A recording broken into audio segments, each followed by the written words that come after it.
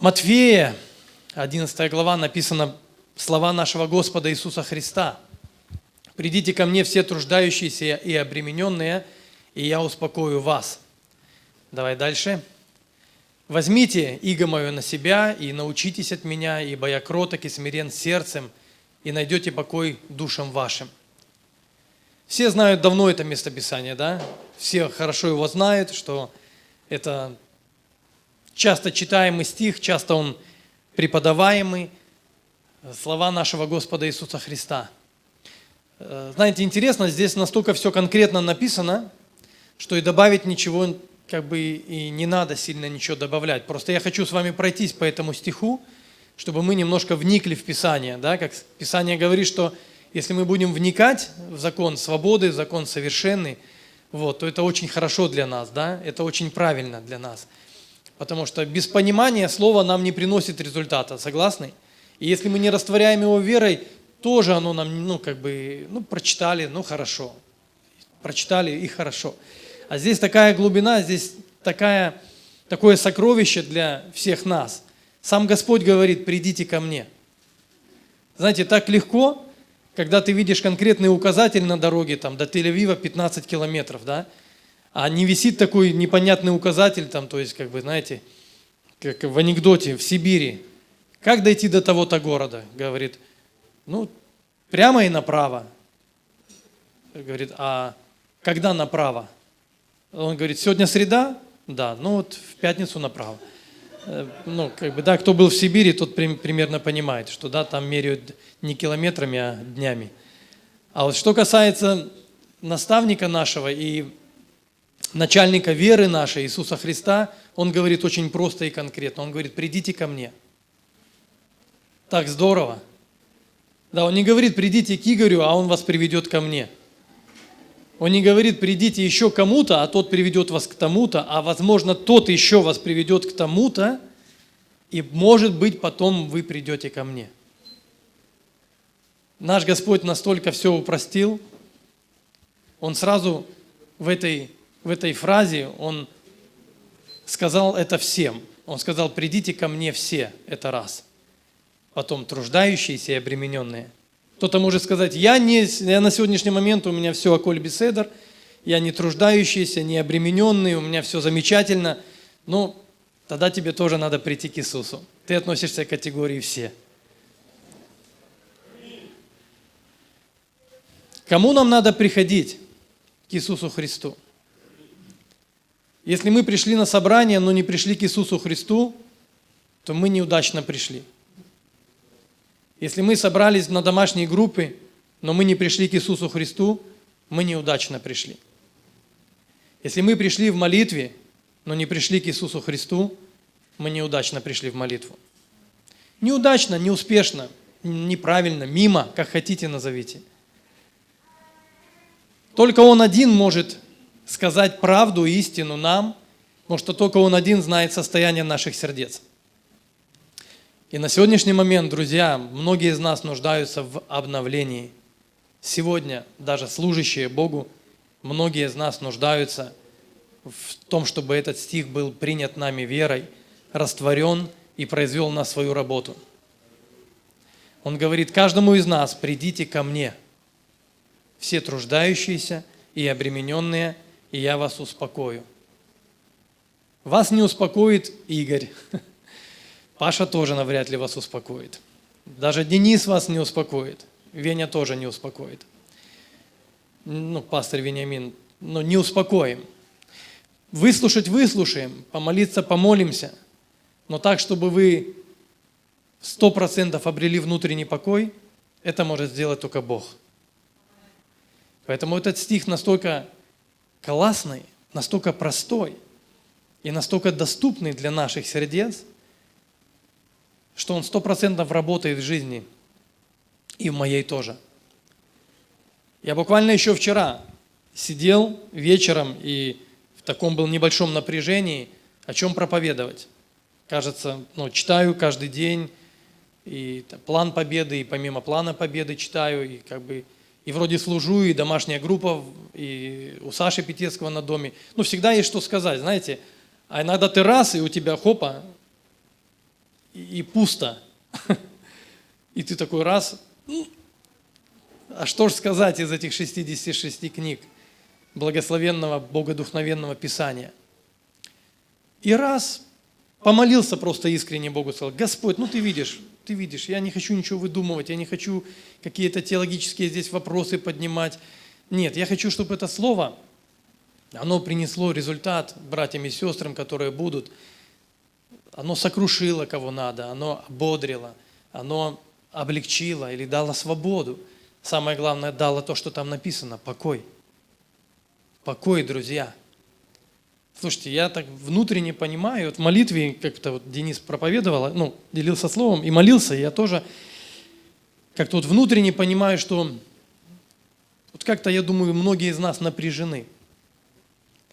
Я не пророк, но для меня всегда важно актуальное слово, потому что я помню, много времени назад на одном из собраний я задал Богу вопрос, о чем проповедовать, какое слово ты говоришь к церкви, и прозвучало: «Домом молитвы наречется».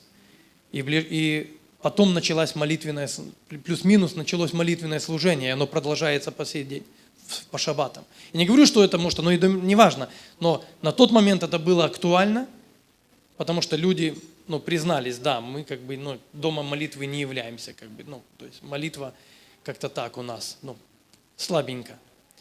Сегодня Господь видит, я думаю, многих из нас, как натянутые струны. Я немножко играю на гитаре, и когда струну перетянешь, она не порвется, если до предела, но играть ты на ней не сможешь. И правильную мелодию она никогда не выдаст. И мы порой бываем такими людьми с разными обстоятельствами, переживаниями. Мы пробуем сделать что-то своим опытом духовным или религиозным, или церковным, или опытом служителя. Мы стараемся себя настроить. Но лучший тюнер – это Иисус Христос. Тюнер – это устройство для настройки гитары. Лучший, кто может настроить твою и мою душу, это Иисус Христос. И больше никто не ревнует, как только Он, если ты не в покое Его. Если ты проходишь мимо, но ходишь в собрание, но ты проходишь мимо Его, Он скорбит об этом. Он знает, насколько тогда тебе тяжело, насколько тебе даже тяжело жить. Я не говорю служить, я не говорю дружить или работать, просто насколько тебе тяжело, как человеку, если ты идешь мимо покоя Господа Иисуса Христа. И Он говорит тебе сегодня: придите ко мне. Придите ко мне, если ты как перетянутая гитара, и ты давно не звучишь хорошо и правильно, дома от тебя бьет какими-то нотами неправильными, аккордами на супругу, на детей, ты на надрыв живешь, ты настроен, но очень не в ту мелодию, не в ту тональность. Тебя кто-то натянул, как струны, да, кто-то накрутил эти барашки, да, на гитаре, и ты не звучишь. И малейшее прикосновение к струнам выдает не тот. Выходит раздражение, да, выходит какая-то агрессия, возможно, какой-то крик, негодование, может быть, где-то ропот, может, где-то несогласие, может, еще что-то выходит, недовольство, что-то выходит из твоего сердца, как из барабана гитары, да, вот оттуда что-то выходит. И замечательная песня, я ее когда-то вспомню и обязательно спою: в каждом из нас есть скрытые струны любви. Там такой смысл, что тот, кто во мне их создал, он может сделать так, чтобы они играли любовь. Играли любовь. Сегодня, если мы с тобой утруждены, и сегодня, если мы с тобой находимся под определенными какими-то внутренними бременами, то Христос говорит: тебе ко мне. И самый кратчайший путь – это Он. Он сейчас рядом с тобой, даже ближе вытянутой руки. Все, что нужно, это искренне признаться, что ты не звучишь. Обо мне может сказать жена, и она говорит: ты где-то меня там, ко мне строгий там или жесткий там. Слушайте, мне нужно каяться тоже. Я без крыльев и без этого, над головой нимба, да. То есть но я не хочу себя оправдывать, потому что этот стих, он пришел в первую очередь для меня и для вас, коль у меня есть привилегия делиться с вами словом. Сегодня, если ты утружден и обременен, Иисус говорит: приди ко мне. Не просто приди в собрание, не просто открой Библию, не просто послушай прославление, не просто спой песню. Приди ко мне. Достигни меня. Скажи искренне сам себе, когда последний раз ты приходил к Иисусу Христу? А как легко проверить, приходил ли ты к Иисусу Христу или не приходил? Каждая встреча с Иисусом Христом заканчивается успокоением твоего сердца. Каждая встреча с Иисусом Христом дает тебе покой. Потому что Господь говорит, что Он есть Дух, а там, где Дух Господень, там свобода. Нельзя, встретившись с Богом, не пережить Его свободу. Нельзя, встретившись с Иисусом, не успокоиться на Его груди, на Его руках, на Его коленях, в Его объятиях. Это не Иисус, это мимо. Может, я говорю для кого-то сейчас какие-то радикальные вещи. Слушайте, но я знаю Иисуса таким. Иисуса, который дает успокоение. Иисуса, который дает свободу. Иисуса, который дает ответы. Какие замечательная песня «О благодать спасен тобой». Там есть куплет: «Сперва внушила сердцу страх, затем дала покой. Я скорбь души излил в слезах, и мир течет рекой». Да, приходя к Иисусу, порой где-то приходит сокрушение, но от которого хочется плакать и таять, как свеча. А потом приходят какие-то объятия, которые тебя обнимают и поднимают. Друзья, самое опасное для нас – перегореть и порваться. Самое опасное для нас – сложить свои полномочия как служителя. Здесь не только 4 или 5 служителей, вы все служителя Нового Завета. Хотите вы этого, не хотите. Служите ли вы сейчас, не служите. Бог смотрит на всех, на вас, как на царей и священников Нового Завета. Сейчас вы в полноте колена Левиина. Нету здесь избранных, призванных, вы все искуплены, вы все призваны. Вы все призваны Иисусом Христом служить Ему на этой земле и в небесах. Там не будет стульчиков на небе, которые вы здесь любите занимать. Понятно, здесь ходят там череда: Паша, Игорь, Денис, Веня, да, кто-то еще. Мы чередуемся, типа, да, как священники. Нет, вы все служители, вы все священники. Но самое опасное, чтобы никто из вас не порвался, как перетянутая струна. Никто из вас не порвался. Потому что, как родник, который взбудоражили, да, так и праведник, который упал, так и человек, который не владеет своим духом, у которого непорядок внутри. Ему ничего не мило на земле, ему ничего не хочется. И самое главное, что он и служить полноценно, но никак не может. Даже если и служит. Но он знает, что это не та музыка, это не та песня. Это не песня любви, это скрип перетянутых струн, это боль, внутренняя боль. Что и как на это реагирует наш Господь? В этом стихе написано: сначала нам нужно прийти к Нему. Кому прийти? К Иисусу Христу. Как прийти? Как к Нему прийти? Как нам надо прийти к Нему? Писание говорит в Псалмах: придите к Нему со славословием, во дворы Его с хвалою. Второй Псалом говорит о том, что почтите Сына. Почтите Сына, проявите уважение к Нему, приходя к Нему. Ведь мы приходим не меня послушать и не прославленцев, ведь мы приходим к Иисусу Христу. Нам-то кто нужен? Иисус Христос, друзья. Нам же не надо для галочки, придя домой, сказать: ну, побыл в собрании. А что там произошло? Тебя настроил Христос? Ты зазвучал? Это увидела дома жена, дети, что ты уже не басишь, а ты уже тенор, а может где-то и альт, может вообще поешь сопрано. И уже приятненько с тобой общаться, дома особенно. Да, как в том анекдоте, что дети желают быть с теми родителями, которые в церкви, но не с теми, которые, когда они дома, да? Ну, то есть, и, к сожалению, это тоже нас касается. Что мы дома можем одни быть священники, а в церкви другие. Это лицемерие, это нехорошо, это надорванные струны, это не тот мотив. Мы же здесь всего лишь пару часов в неделю, а там мы же с женами, с детьми живем все время. Это же наша домашняя церковь. Страшно, если я там не звучу хорошо. Горе? Ну горе тогда мне. Но Христос не похвалит меня, скажет: Игореха, в пятницу, ну красавчик. Он скажет: подожди, пятница, 6 дней в неделю, как у тебя там мелодии дома? Как у тебя там жена? Приятно? Или она ушки заворачивает? И ее сердце болит от грубости твоей.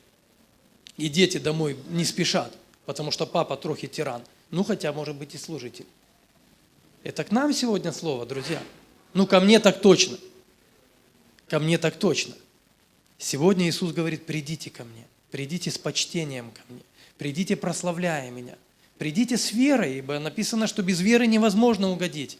Придите, открываясь передо мной такими, какие вы есть. Если сегодня тема и слово к вам, и вы внутренне соглашаетесь со мной, мы часть оставим на молитву, чтобы помолиться, то я хочу вместе с вами прийти к Иисусу. Я хочу, чтобы мы достигли Иисуса, друзья. Все, что нам надо, достичь Иисуса. Все, что нам надо, принести себя, как эту гитару, с расстроенным, может быть, это с поломанной, с порванной струной, может быть, с грифом согнутым, не знаю, может, иногда так перетягивают, что гриф гнется. И сегодня, сейчас, Писание говорит: ныне день спасения, не завтра. Ну, смотрите, какое горькое служение, если я в нем не пережил встречи с Иисусом и вернулся без перемен. Но это же горькое служение для меня. Согласны? А где мне еще искать тогда? В фильме, в телефоне, с соседкой пообщаться или с соседом, в спорте, в работе? Где мне найти Иисуса? Где мне найти Иисуса, если я его не найду здесь? Если я с ним не встречусь здесь? Где он сказал, что во имя мое, если вы собраны, то я здесь. Опять же, нам надо собираться во имя Его, друзья. А вы скажете: подожди, так мы же вроде бы во имя Его. Ну, слушайте, иногда не во имя Его, иногда просто привыкли. По привычке приходим. Пришли, ушли, пришли, ушли, пришли, ушли. Ничего не меняется, ничего не происходит, никому не свидетельствуем, никому не благовествуем, потому что не звучим. А знаете, как хочет Иисус сегодня вас настроить, друзья? Чтобы забытые песни о любви ты сегодня спел.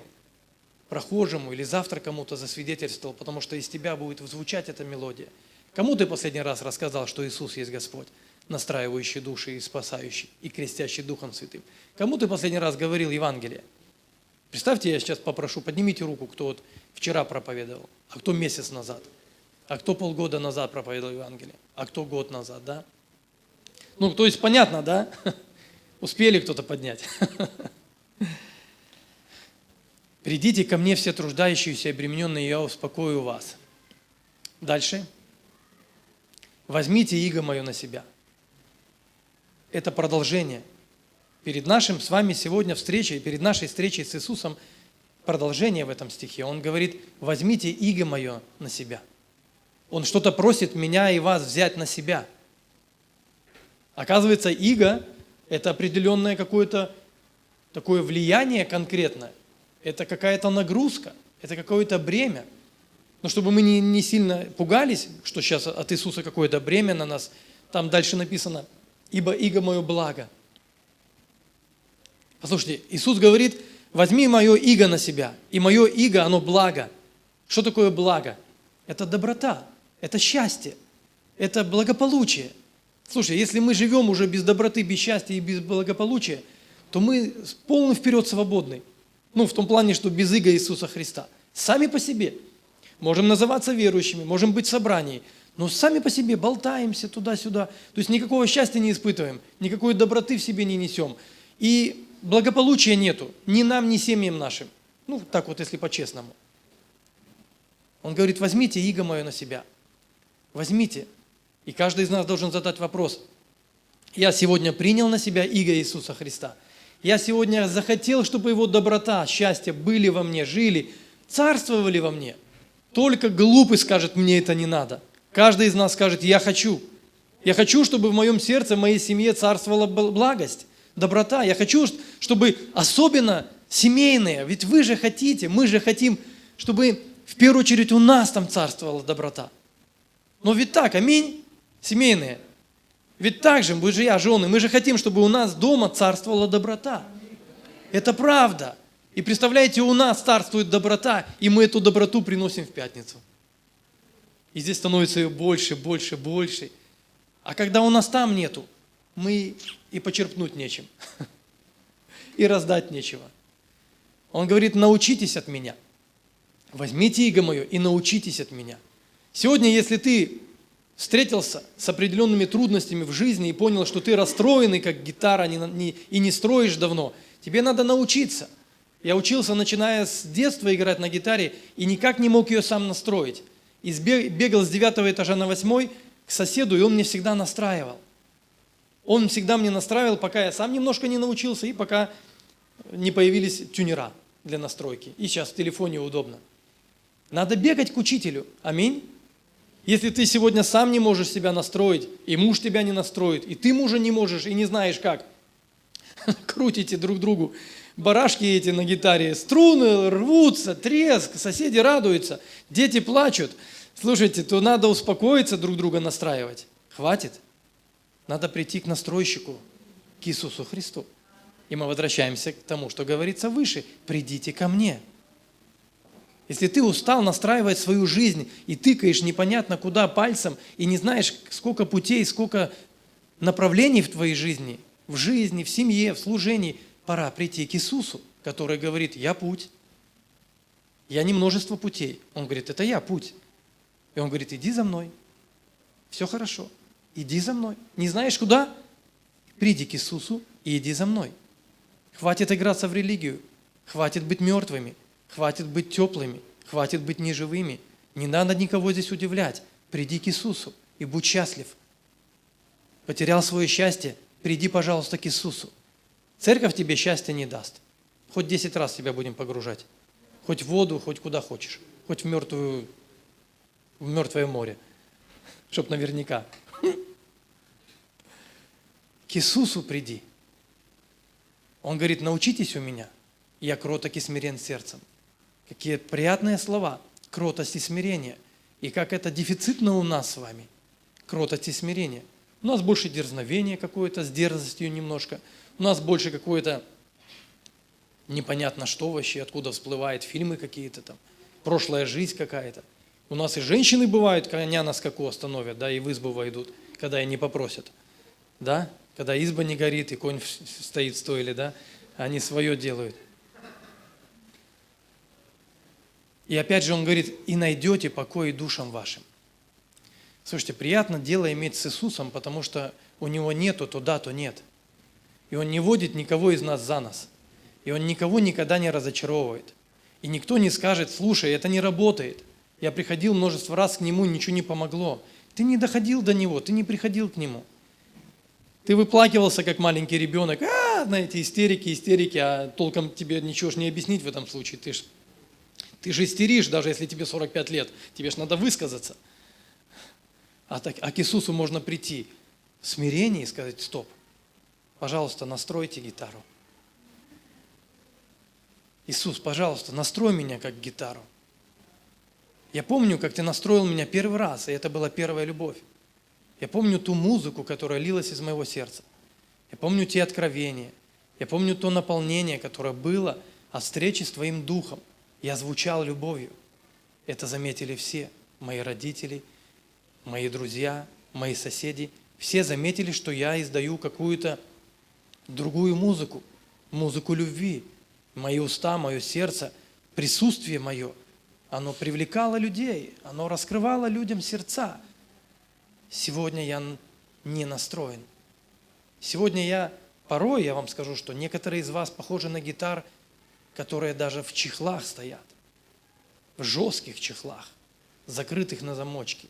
Вы спрятались, а играетесь в религию, а играетесь в веру в Иисуса Христа. Но когда вы остаетесь один на один, вы самый несчастный человек. Вы ничего не играете, потому что вы находитесь в закрытых чехлах. Вы даже уже не берете и не отдаете себя в руки Господу, потому что вы закрыты. от причиненных ран, от каких-то болей, от непониманий, от определенной отверженности в вашей жизни, от самобичевания, самоунижения, от гордыни своей в первую очередь. Вы же кто-то, ведь я же служитель, ведь у меня ж позади семинария, ведь я ж. А Иисус говорит: приди ко мне. Ты не звучишь любовью. Приди ко мне. Ты проповедуешь?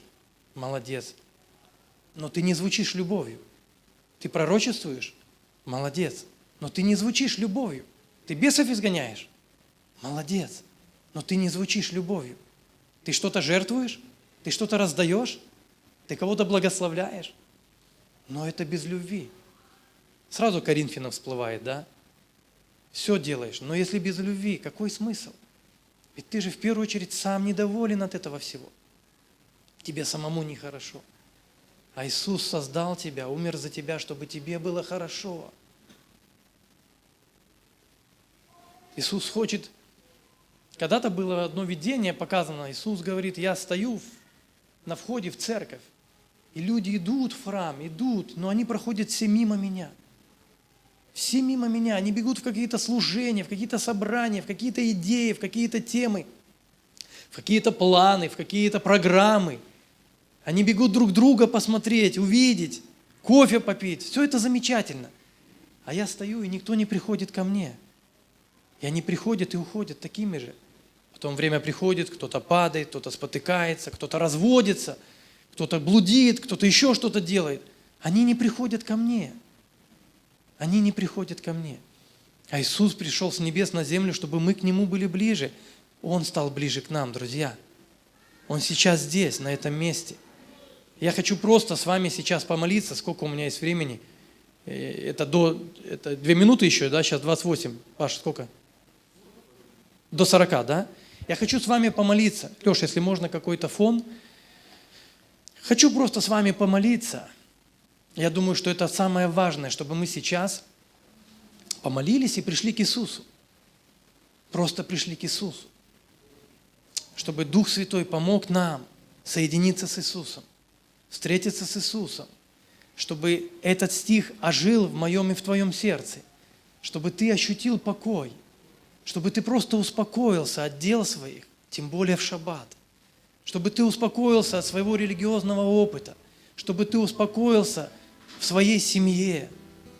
Чтобы ты успокоился от неправильной дружбы. Чтобы ты успокоился от каких-то долгов, которые тебя напрягают. Чтобы ты успокоился от неотвеченных молитв. Чтобы ты успокоился от определенных оскорблений, которые были произнесены в твой адрес родными и близкими. Потому что Иисус понимает тебя сейчас. Иисус тот, о котором думали, что Он вышел из ума, и пришли забрать Его. Он Божий Сын, Он Слово, пришедшее с неба. А о Нем думали, что Он сумасшедший. О Нем говорили, что в Нем бес. Иисус понимает тебя во всем, что ты сейчас переживаешь. Единственное, что Он просит тебя: не останься гитарой, закрытой в чехле. Отвори свое сердце и скажи: да, оно в пыли, оно надорвано, там, может быть, уже нету ни одной струны. Я уже давно не играю. И все, что слышат окружающие, это какую-то тяжелую музыку из моего сердца. Я забыл любить. Я просто забыл любить. Может быть, я умею строго сказать, строго провести служение, но я забыл любить. Тебе к Иисусу. Тебе к Иисусу. Отдай Ему себя в руки. Будь той гитарой, которую ты держишь на руках. И скажи: Иисус, я просто сейчас отдаю себя для Тебя. Я просто отдаю сейчас себя для Тебя, Господь. Иисус, только Ты знаешь, как настроить мой внутренний, тяжелый, объемный, огромный мир, Господь. Только Ты знаешь все фибры и чувства моей души. Только Ты знаешь глубину страданий. Только Ты знаешь, где и как я был разочарован, где я был сломлен, где я попал в рабство, где я попал в зависимость, где идолы правят в моей жизни. Только Ты знаешь, Иисус. Иисус, Господь мой, я прихожу к Тебе, Господь мой. Я прихожу к Тебе, Иисус. Я прихожу к Тебе, Иисус, не к людям, Господь Боже. Люди не помогут в этой ситуации. Я прихожу сейчас с сокрушенным сердцем, признаваясь и молясь Тебе, чтобы Ты настроил меня, Иисус. Я молюсь, Господь, Иисус, возьми в руки наши сердца.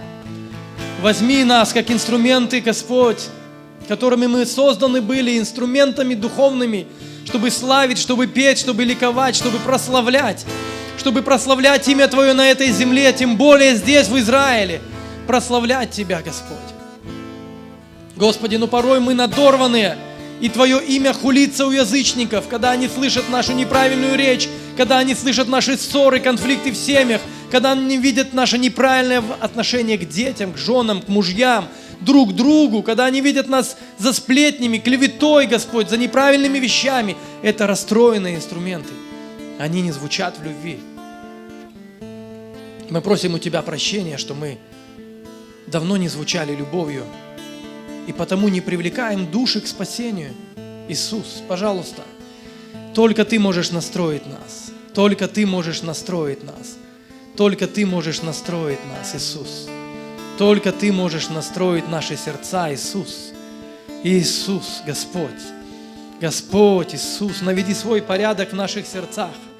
Настрой струну за струной. Настрой струну за струной. Если что-то надорвано, поменяй, Господь. Измени нас, измени наши сердца, измени наши качества, Господь. Ты сказал, что правильно быть благочестивым, достигать благочестия правильно, потому что оно всегда на все полезно, Господь. Правильно, чтобы меня настраивал Господь. Правильно, чтобы обо мне свидетельствовали окружающие, говорили: ты не так звучишь, у тебя нету любви. И это хорошее обличение для меня, чтобы прибегать к мастеру и сказать: научи, Иисус, научи, Господь, правильно играть. Научи, настрой меня, пожалуйста, чтобы в моем доме, в моих взаимоотношениях, в семье звучала любовь. Ушла агрессия, ушли раны, ушли обиды, ушло непонимание. Иисус, настрой каждое сердце. Иисус, настрой нас сейчас, Господь, в этом собрании, потому что мы не пришли просто ради шаббата, ради пятницы, мы не пришли просто ради служения. Ты пришел послужить нам сегодня, Господь, и Ты говоришь: придите ко мне. Придите ко мне, придите ко мне, придите ко мне все труждающиеся и обремененные, и я вас успокою, Иисус. Иисус, мы жаждем Тебя, мы жаждем, мы молимся, Господь. Мы ищем сейчас лица Твоего, Господь. Только Ты можешь нам помочь. И мы, Господь, открываем себя, как эти чехлы, правда, Господи. Даем себя в Твои руки, Господь. Настрой нас, Господь Боже. Проведи своей рукой по струнам. Проведи, и Ты услышишь, какая ненастроенная. Ты услышишь, где надорваны с кем отношения. Ты дашь нам мудрость и понимание, с кем нам примириться, возвращаясь домой. Ты услышишь эту неправильный аккорд, Господь, неправильную настройку. Ты дашь нам силу покаяться и попросить прощения. У Тебя в первую очередь. У жен и мужей, у детей, у родителей, у соседей. У всех тех, кого мы в порыве обидели, оскорбили, сказали неправильные проклинающие слова. Это надорванная струна. Это сбитая настройка. И мы не будем уже звучать. И мы не будем пригодны для нашего Господа Иисуса Христа. В Твоем доме, Отец, есть много сосудов для высокого, для низкого употребления. И Твое желание, чтобы мы стремились быть сосудами в чести. Другими словами, Твое желание, чтобы мы стремились быть музыкальными инструментами, настроенными рукой Сына Твоего Иисуса Христа. Иисус, мы превозносим Тебя.